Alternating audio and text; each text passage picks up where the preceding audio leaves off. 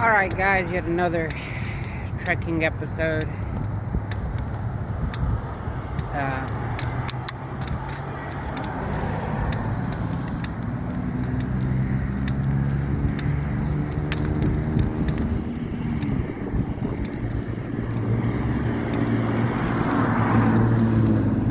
Eventually I'll try to make better quality videos. I've been homeless for about 4 years now, so it's a bit difficult to charge a laptop without electricity, or by going to try to sneak by the side of a gas station and charge stuff. It's very difficult to do. I've got some temporary shelter.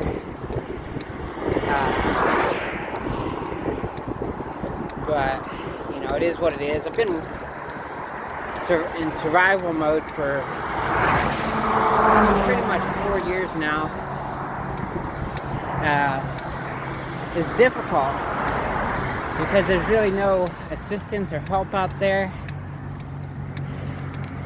You know, if you're a crack addict or meth addict, you can get into programs that help people out, but I'm not a crack addict or meth addict. I'm just financially challenged. You know, renting a house is not really an option. Nobody will rent to me, and I can't afford the rent. Just based, you know, they say, hey, where have you rented in the last 2 years? Oh, you lived out of your car.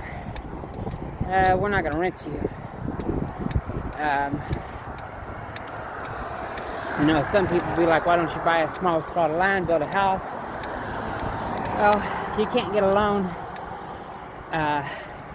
to buy a small plot of land to build your own house. You can get a loan, at least I probably can't, but the banks will loan money on a very expensive loan, say it's $100K, for a house that meets all the requirements. Anything the banks want is usually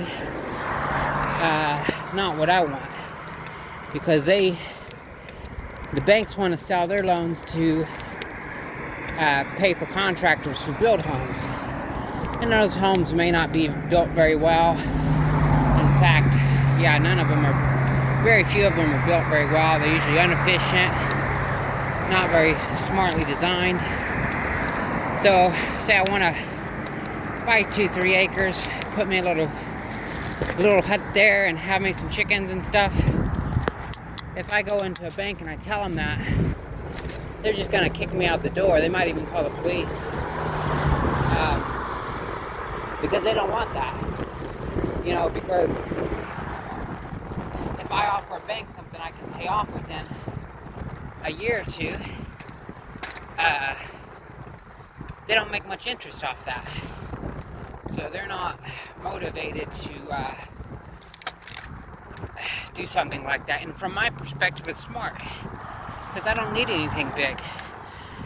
Acre of land, couple acres of land, maybe 1 acre, half acre, and a little shack. You know, I don't need much more. You know,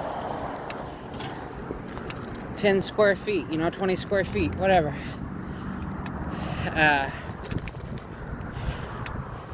But that's unattainable here.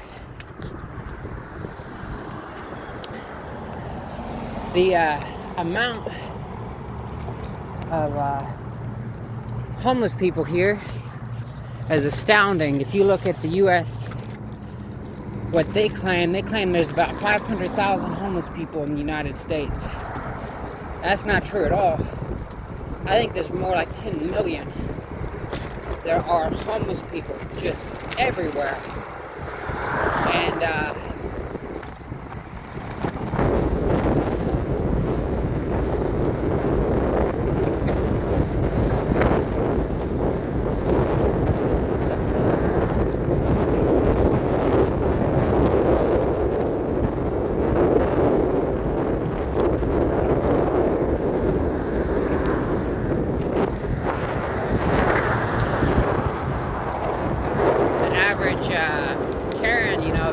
be like, well, they're homeless because they're crack addicts or drug addicts. It's not true. Some of them certainly are. But the majority of homeless are homeless because they can't afford housing or they can't get housing.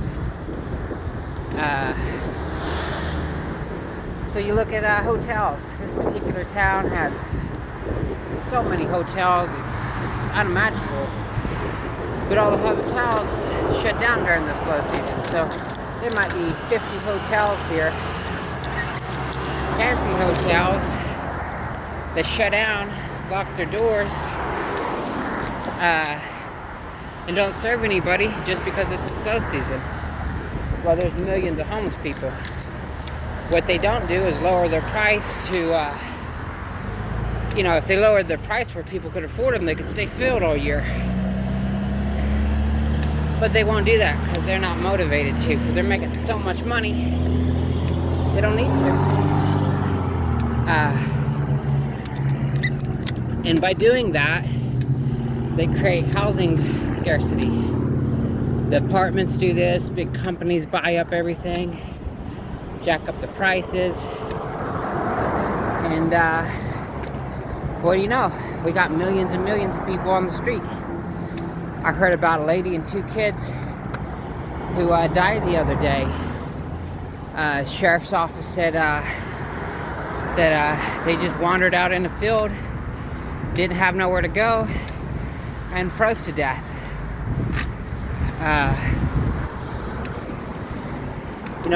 That's tragic, and that's just one story.